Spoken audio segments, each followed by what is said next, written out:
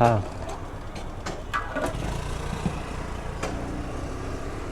अरे लाडू मला खरेदीला का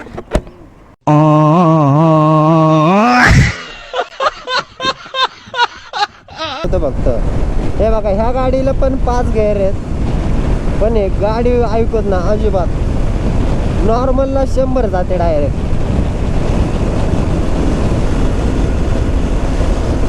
117 118 119 हो भाई आजी मध्ये आलेत रे आज अचानक नाही आले पाहिजे कारण की मी वायझर पण चेंज केलेले आहे.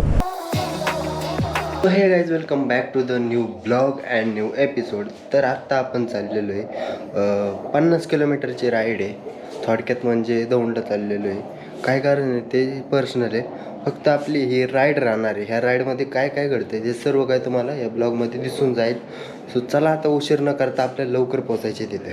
आपली गाडी आणि फर्स्ट टाइम आपण ह्या गाडीवर राईड करणार आहे. तर आपण पहिल्यांदाच युनिकॉर्नवरती राईड केलेली आहे आणि चालू आहे. पाहूयात की कशा प्रकारे आपल्याला आपले युनिकॉर्न कशी प्रतिसाद देते हे सर्व काही ब्लॉगमध्ये कळेल. आणि आपल्याला हायवेलाच जायचे कंटिन्यू असा विषय नाही की रोड आहे असा गावाकडचा रोड तसं काही नाही. तर कंटिन्यू हायवेने जायचे आपल्याला. हा रोड आहे फक्त हा गावाच्या हायवेला पोचेपर्यंत ना हा रोड राहणार आहे. त्यानंतर आपला पूर्णपणे रोड हा हायवे राहणार आहे. आणि हायवेलाही बघून आपण कशी प्रतिसाद देते सर्व काही कळेल आपल्याला. आणि पहिल्यांदाच चाललेलं आहे. माझं असं प्लॅनिंग आहे की हे गाडीचं आपल्याला बाहेरच्या देशात न्यायचं चाललेलं आहे. पाहूयात की मग कशा प्रकारे अजून आपण पहिल्यांदाच चाललो की ना आपल्याला गाडी चालवायला रायडिंग गिअर्समध्ये कम्फर्टेबल वाटते का नाही वाटत सर्व काय बघायला लागेल. त्यानंतर आपण ठरवू की गाडी न्यायची कोणती आउट ऑफ कंट्रीमध्ये. कारण की FZला एवढा हात बसला आहे ना भारी ती गाडी कुठं पण कशी पण कंट्रोल होती. आणि त्या गाडीचं टायर असं मोठं आहेत भाई लय खतरनाक मोठं आहेत. मागचं टायर स्लिपचं व्हायचं चान्सेसच नाही आहे काहीच. कारण की लेन वगैरे मी करतो ना तर मला अंदाज येतो गाडी स्लिप होऊ शकते का नाही होऊ शकत, किती वाकवली पाहिजे किती झोपवली पाहिजे गाडी हे सगळं काही अंदाज येतो. त्यामुळे ती FZ जरा बेस्ट राहते. ही गाडी पण काही कमी नाही. ही पण 150 cc आहे. 150 नाही तर 160 cc गाडी ही. कारण की ह्याचं टायर असं स्प्लेंडरसारखं आहेत नॉर्मल बाईकसारखं. आणि टायर जर मोठा असतं ना ग्रिप वगैरे एकदम भारी बसते. ह्या गाडी पण पुढचं पण टायर तसं पाहिजे. छोटा टायर छोटे ह्याचं स्प्लेंडरसारखं. त्यामुळे जरा ना ह्याच्यावर लीन वगैरे कोणीच मारत नाही आणि मारू पण शकत नाही. एवढं सोपं नाही. आपटे बिपटे जोरात बसते मग डायरेक्ट. त्यामुळे ही गाडी कशासाठी की नॉर्मल चालवण्यासाठी बनलेली आहे. ह्याचा स्पोर्ट बाईकशी काही संबंध राहत नाही. कारण की 150 cc असली ना पण ती लुकवाईज ना पूर्णपणे आपली नॉर्मल गाडी आहे. फक्त रनिंगला FZला पण नाही ऐकत बरं का. पण ही गाडी असल्या साध्या रोडला पण ना असल्या ना खरवड्या आपल्या गावाची डांबरी रोड असतो ना त्या रोडला आरामात 110 वर जाते. पण FZ नाही. FZ जाते पण उधळली की अशी खाऊन उधळते ना लय. कंट्रोल पण तशी होती पण ही गाडी अशी कंट्रोल नाही होत. मागचं ब्रेक दाबलं तर डायरेक्ट टांगा पलटी गोड्या फार असा विषय होईल. त्यामुळं ही गाडी ना आपल्याला सगळं विचार करून ही गाडी आपल्याला दुसरीकडे नेली पाहिजे. जी राईड असणार जी मोठी राईड ट्रिप असेल सोलो राईड बरं का. आपण डेवो जात नाही सोलोशिवाय बोलत नाही. कारण की ना सोलो जी फिरण्यात मजा येते कशातच नाही. गाडीला वजन पण राहणार नाही कारण की बॅगा वगैरे आपल्या भरपूर असणार आहेत गाडीवर. त्यामुळं जास्त काय आपल्याला गाडी डबल सीट तर नाही जमणार. सिंगलच फिरायचं पण लांब फिरायचं. नाद नाही केला पाहिजे कोणी. बघूयात आता आपण हायवेला नाही पोचलो बरं का. पण हा नॉर्मल गावातला रोड आहे त्या रोडला पोचलेलो आहे. तर हायवे इथून फक्त 1 ते 1.5 किलोमीटर अंतरावरती आहे.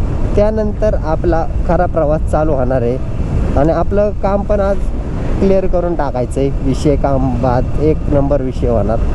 चला आता हायवेलाच बघूयात की कशा प्रकारे गाडी प्रतिसाद देते. फक्त आहे ना 2 मिनटासाठी दाखवतं हे गाडीचं टॉप स्पीड किती आहे. आपण ह्या रोडने सगळं हळूच जाणार आहे, पण तुम्हाला दाखवण्याकरता ना आपण किती गाडी पळते हे दाखवतो फक्त. हे बघा, ह्या गाडीला पण 5 गेअर आहेत, पण हे गाडी ऐकत ना अजिबात. नॉर्मलला 100 जाते डायरेक्ट. हे पहा, 110 जाते, 112. म्हणजे ही गाडी नॉर्मल नाही आहे. तुम्ही म्हणता नाही नॉर्मल गाडी आहे, अजिबात नाही. गाडीत लय उधाळते बेकार. लास्ट स्पीड चेक करणार आणि त्यानंतर स्लो जाणार आहे आपण. पाहूयात. 110, 111, 112 गेली ती मागाशी, 113. जर मी खाली मान केली ना तर लय जाते. 115, 116, 117, 118, 119, 119. गाईच गाडी आता आपण स्लो जाणार आहे, लय पण नाही पळवणार. तुम्ही पाहिलं असेल ही गाडी 119 जाते असल्या रोडला फक्त, आणि ह्या रोडला जास्त करून ढाळ वगैरे असल्यामुळं ना जरा जास्त पळत नाही. नाही तर बाई 119 काय थोडा विषय आहे काय, लय पळती गाडी स्पोर्ट बाईक सारखी. पण याला स्पोर्ट बाईक म्हणू शकत नाही आपण, नॉर्मल गाडी आहे.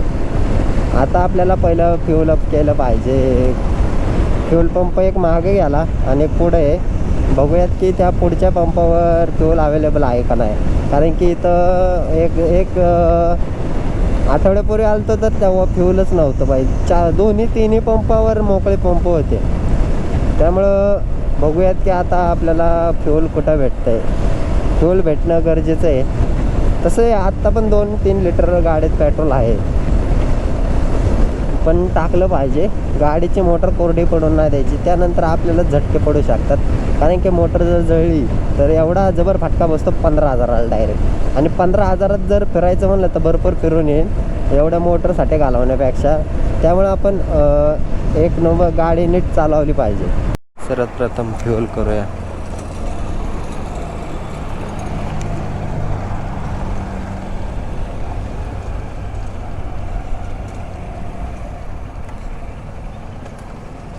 हां,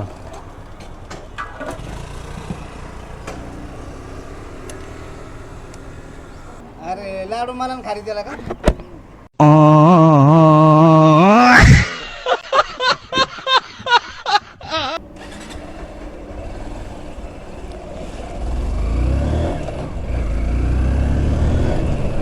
चला, इथं बरं वाटायला लागलं, जरा गार हवा आली आतमध्ये. एक सांगतो, नॉर्मल गाडीवर व्लॉग काढणे म्हणजे एकदम मोटिवेशनल आहे. जी पुढं जे करणारे आहेत आपलं पाहून, तर त्यांना पण जरा एक्साइटमेंट होते की अरे नॉर्मल गाडीवर पण आपण ब्लॉगिंग करू शकतो. तर हे त्यांच्यासाठी पण आहे. भाई नॉर्मल गाडी ही तर तुम्हाला काहीच नाही. मी तर आधी स्प्लेंडरवर करत होतो, पण स्प्लेंडर विकून टाकली आणि आपण आता FZ पण आधी FZ घेतली, मग लगेच युनिकॉर्न घेतली. मग बुलेट तर आपल्याकडे ऑलरेडी आहेच, पण बुलेटले राईडला कुठं नेत नाही.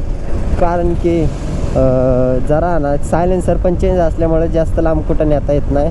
पण ट्राय करू आपण की कधीतरी लांब न्यायचं. पण पुढं पण बहुतेक रायडर्स वगैरे चालले ते कुठंतरी, नॉर्मल इथलेच असतील.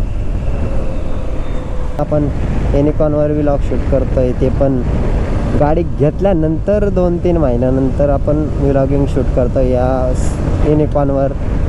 पण खूप असं भारी वाटतंय की या युनिकॉर्नवर आपण ब्लॉगिंग करतोय. हो भाई, आजीमध्ये आल्यात रे. आजी हळूहळू अचानक नाही आले पाहिजे. कारण की मी वायझर पण चेंज केलेलं आहे. जे ट्रान्सपरंट होतं ना ते वायझर काढून टाकले टेम्पररीसाठी. कारण की उन्हाळ्यात ना मी जास्त करून हे ना शॅडोवालं वापरतो. म्हणजे एकदम ऊन चमकत नाही, काय नाही, ऊन आहे म्हणून जाणवत नाही, भारी वाटतं. पण आणि ते दुसरं जर ट्रान्सपरंट असतं ना हे लय ऊन डोळं चमकतं असं, पण त्यांनी क्लिअर दिसतं बरं का. त्यांनी जरा शॅडो असल्यामुळं जरा 70% वायझर आहे. म्हणजे असं पूर्णपणे त्याला हे असतं काय म्हणतात कवर, जो शॅडोसारखा. त्यामुळं आपल्याला डोळ्यांना त्रास होत नाही.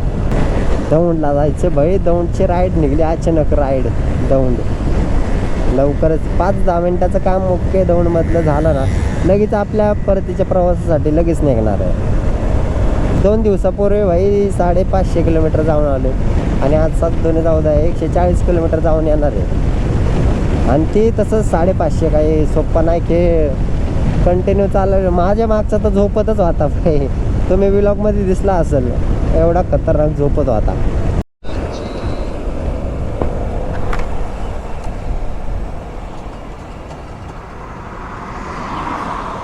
चल जाऊ का. त्या भावांना एक मदत केली म्हणजे आपण त्यांना पिकअप केलं. नेमकं माझं पण डिवाईसचं जे हेल्मेटला डिवाईस आहे त्याचं म्युझिक प्लेइंग करण्यासाठी थांबलेलं झाडाखाली. ते म्हणले मला यवतपर्यंत सोड की भाऊ. मग त्यांना आता यवतपर्यंत सोडलं. आता त्यांना सोडून डायरेक्ट आपल्या दौंडच्या दिशेने चाललेलो आहे. आपल्याला इथून पाटस ना 2 किलोमीटर राहिलेलं आहे. पाटसचा टोलनाक्याच्या अलीकडूनच आपल्याला वळायचं आहे.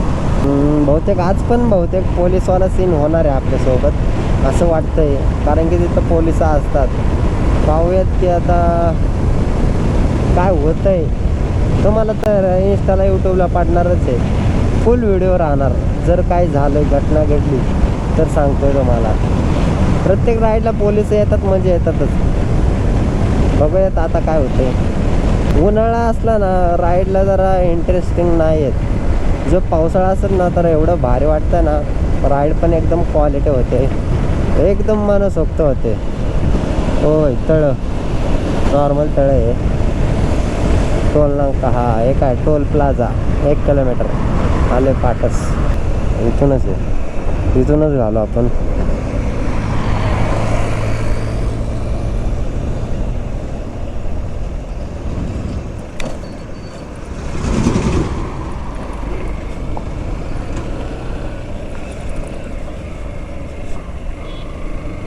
दौंड राहिले फक्त 15 किलोमीटर. 15 किलोमीटर आपण एवढ्यात पोचू 15 मिनटात. कारण की इथं आपण मिनटाला 1 किलोमीटर कवर केलेलं आहे. मिनटं ते अर्धा मिनटाला 1 किलोमीटर कवर केलेलं आहे. अशी गतिरोधक अचानक येते तरी राहू, कसला खतरनाक गतिरोधक होता. दिसलं पण नाही. हे काय इकडचे तसेच आहेत गतिरोधक, एक दिसत पण नाही आधीच. पुढं गेले की लगेच लेफ्ट टर्नला जायचं, वळायचं. इथून लेफ्ट मारायचं, लेफ्ट.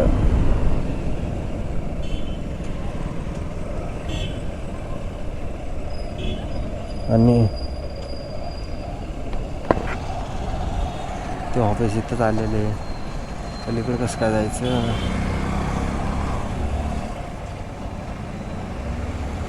काम झाल्यानंतर आपण चाललो आता घराकडे.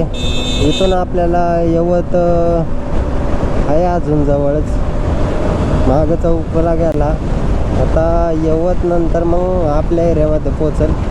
जवळच आहे, लय नाही 6-7 किलोमीटरचा फरक आहे बस. हा ब्लॉग कसा वाटला ते नक्की सांगा. जर एखादं मध्ये काय घडलेलं जर झालं तर तुम्हाला ह्या ब्लॉगमध्ये दिसून जाईल. तर गाईज आजचा ब्लॉग जर आवडला असेल तर लाईक करा, शेअर करा अँड सबस्क्राईब करा. So bye guys, take care, Radhe Radhe. मरली हारी हाथ बाया